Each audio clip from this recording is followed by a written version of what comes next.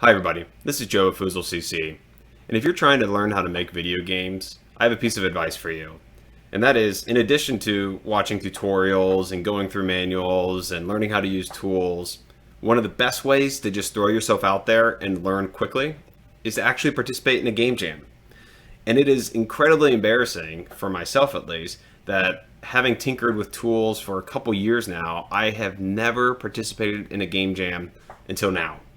And even though I've been tinkering with video game development for a couple years, it is something that still caused me to learn how to do new things because I found that I was allowing myself to fall a little bit into a rut in terms of what I chose to do myself and what I would typically either purchase or have somebody else do. And it's refreshing to force yourself to go through the experience of making an entire game from scratch with a theme in a set period of time. And I had a lot of excuses for myself as to why I hadn't done a game jam yet. I've got a full-time job, I've got kids and a family. And you know what? I decided I was just going to figure out how to set aside some time to do my very first game jam. And I'm here to tell you, if you're learning how to make video games, this is something that you should do as early on in your learning experience as you possibly can. So today I'm going to share what my experience was like going through my very first game jam. And hopefully you guys can see some of the tools and ways that I approached making an entire video game for a video game jam, and you guys can consider doing it for your very first time too, especially if you've never made that jump before. I highly encourage it. It's a lot of fun, and it's especially a lot of fun on the back end when you get to play everybody else's games and also have other people play your own game and give feedback. It's awesome, and you do that all within a short period of time. So let's jump in and talk about how you can jump into doing your very first game jam and some of the experiences that I had in making my first game jam. Okay, so how do I join a game jam? Well, lucky enough for you, there are lots and lots of game jams going on pretty much all the time. And an easy place to go to find a game jam, even though there's other places too, is go to itch.io, go to your drop down and select game jams. Or over here, come to jams. And just browsing through here, my goodness, there are quite a few options for you to be able to choose between. And they're all sorts of different durations.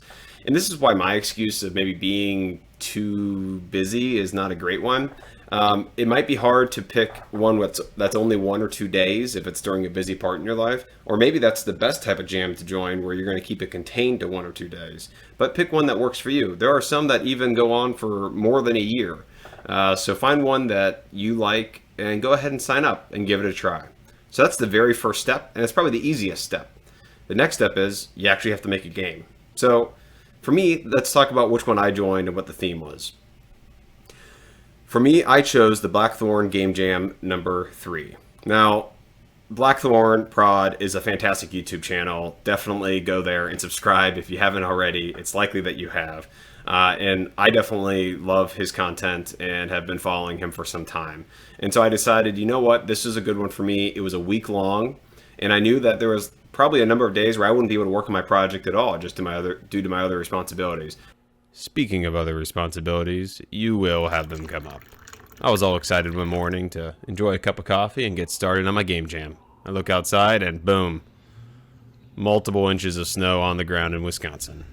And you know what? There's going to be things that happen for you too. Whether it's school, a test, or things going on in your life or a full-time job, keep your scope limited and you'll have more success in your game jam. But I felt like within a week I could do a game, and that's what I set off to do. The theme, actually thankfully, for this jam was less is more, which I thought was very clever. And I don't know that I ended up choosing the best game that applies to that theme, but you know what? I had a lot of fun doing it. So now that we have our game jam and it's started and the secret theme has been revealed, your next step is, okay, I have to come up with an idea for a game. And there's lots of different ways that people might go about doing this. What I found worked for me was I literally just started sketching out different ideas onto my iPad. And what kind of emerged for me was my very first sketch, or probably my fifth sketch, was something along these lines. I was just sitting there doodling effectively, and I was like, you know what? I'm going to go down the route of less trash equals more turtles. Somebody had made a post that said, think about something along the lines of less this equals that, and I thought that was a good idea. Had a conversation with my kids and my family. I was like, you know what would be a fun idea? And we came up with the trash and turtles thing because of something else that we had been talking about. And initially, I had this kind of idea of my crab going side to side, back and forth, because it's a crab and it moves side to side. And I'd have these turtles trying to get from the beach down to the water, and I'd be going back and forth. And maybe I'd have this tile system that I'd be doing some cool movement control between. And I kind of started there, and I'm like, okay, this is good enough. I'm going to move on. And for me, I realized that I didn't have great experience in making art. And this is something I really wanted to do for the Game Jam. I am pretty proficient inside of a game engine called Construct 3, which is what I used to make the game. And I knew I was going to be able to do that pretty quick. But I knew that I was going to take a long time to make the art. And I wanted to make not only a character, but animate a character. And that was something new that I learned even after tinkering with game development for a couple years. I had never forced myself to do that. So, like I said, one of the best ways that you can learn how to make a game is to force yourself to go through the process inside of a game jam. So I started to come up with some ideas for characters. Well, the first thing is, obviously I needed a turtle. So I sketched out my turtle in Photoshop, and you know what? I thought it turned out okay. And I prepared the layers so that I'd be able to animate the different parts of the turtle with a simple walk animation, or I don't know if it's called walking, but whatever that thing that the cute baby sea turtles do to get to the water, that's what I wanted to do. And then I was like, okay, well, I need a main character, and it's going to be a crab. And doing some quick research, I decided ghost crabs were appropriate. And I looked at some artwork online, and I quickly kind of sketched this guy. And I was like, okay, I got a cape and this cool little mask, and I'm going to be like this superhero crab that's going to save the turtles rather than eat them, I guess, because traditionally ghost crabs might eat turtles. So I was like, all right, well, this is going to be a vegetarian ghost crab. And he's going to help the turtles. And then I realized, okay, well, it's great. I did the sketch, but I'm going to do a top-down game, so that didn't quite work for me. And I was like, all right, well, let's draw it again. And I drew it again, and then I realized all I did was I made it a little bit more isometric, and I still needed a new sketch. So then I got a little bit closer toward the top-down view. And I was like, okay, this is good. I'm going to start here, and I'm going to actually try to make art on top of this and go from there.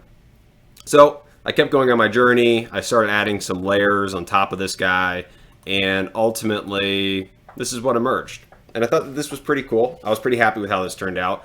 I think I did a little bit more shading, for the end, but I was really happy with how this character turned out.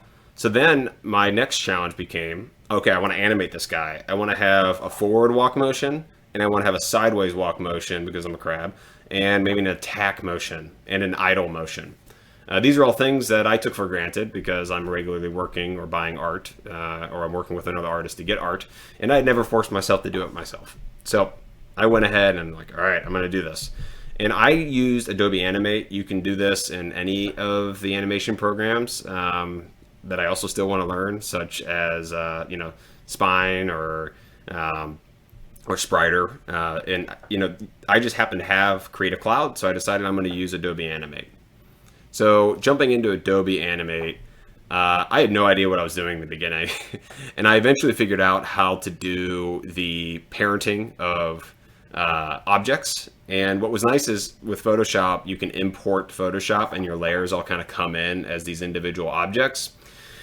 And I realized after the fact that a crab was kind of an annoying thing to animate because I had so many segments of legs rather than just a normal person with two legs. So that was a little bit annoying because it was my first time, but that's okay. I figured it out. But the general gist of this is you parent, this with this part and this with this part, and you go and you set all those things up so that when one moves, the other part also moves. And before you know it, you do these different keyframes, you tweak where you want each one to be, and you can go ahead and hit play, and the thing will move, and it interpolates in between. And then I can export this as a PNG sequence for my sprite sheets later on. I know other programs can more directly integrate with the game engine, and you have memory performance improvement by doing that because you don't need to have all these different, sequential PNG sequences. But this is how I was going to do it for the Game Jam. And I came up with this little idle animation, which I thought was super cute.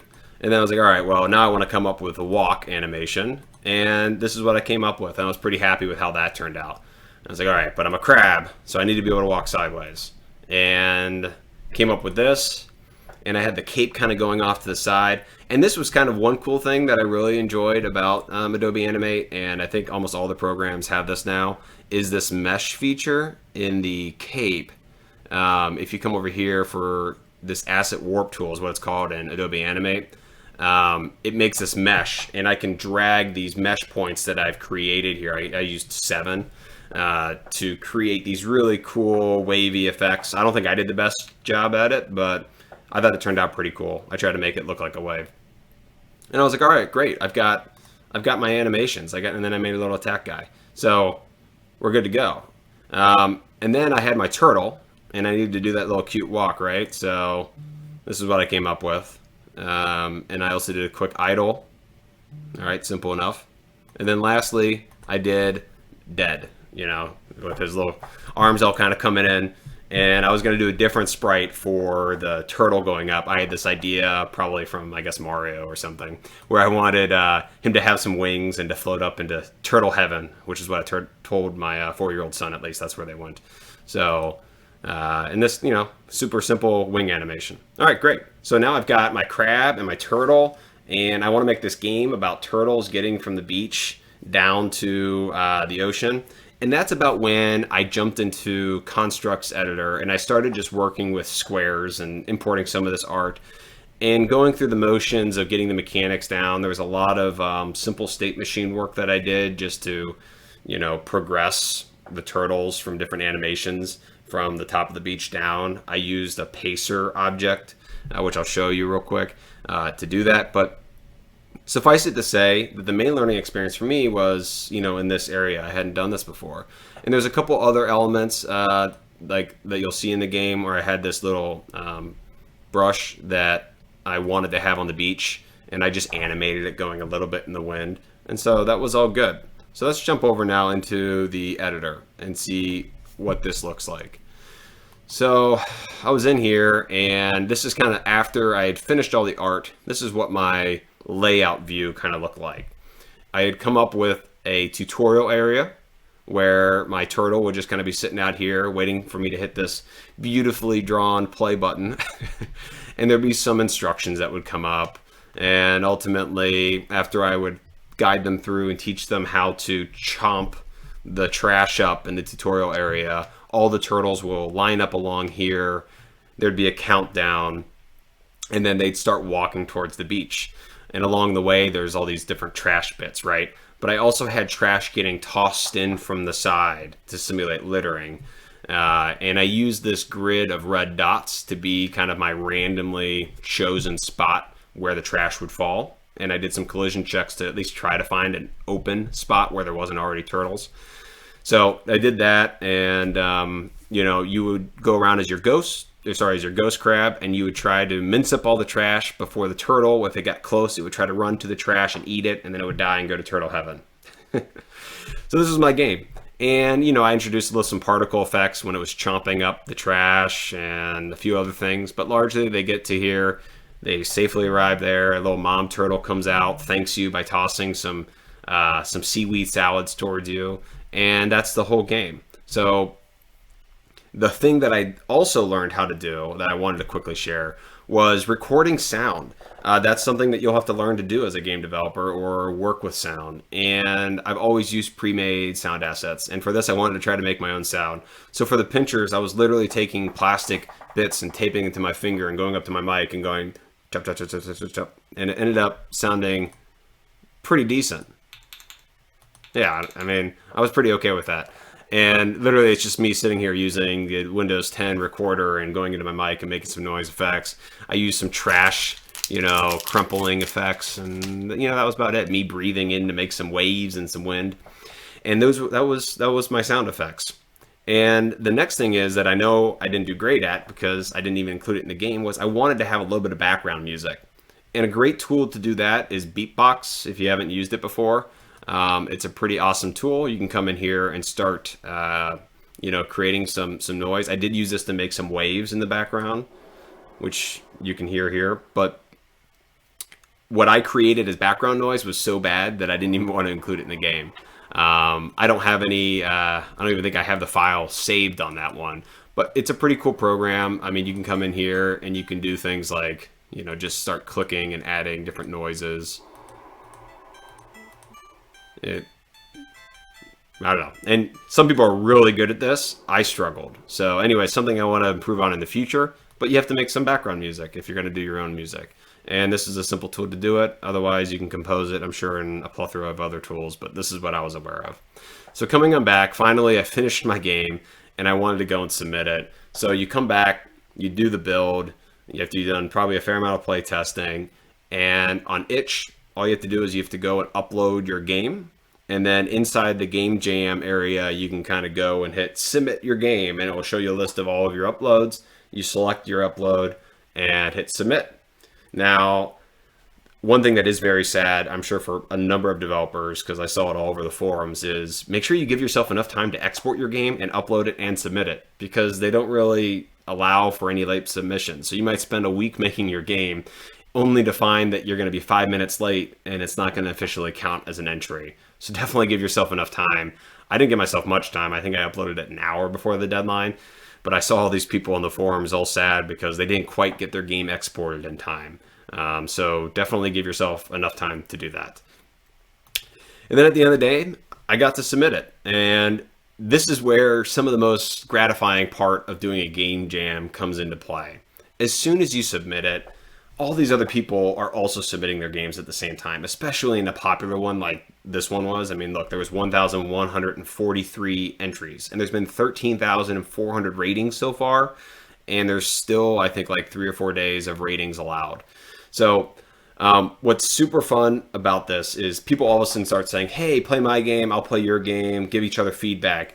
And you're able to get feedback from people that are playing your games. And this is very valuable if you are learning how to make games. And it's super rewarding. We all want feedback. We all want to know how we're doing. And so thank you to everybody who played and tried out my game. I've played probably like 30 games and rated them so far. And I plan on playing some more. And it's just a really fun part of the overall experience. And it's probably the most fun part because you're all sitting there like, hey, yeah, we did it. We made a game.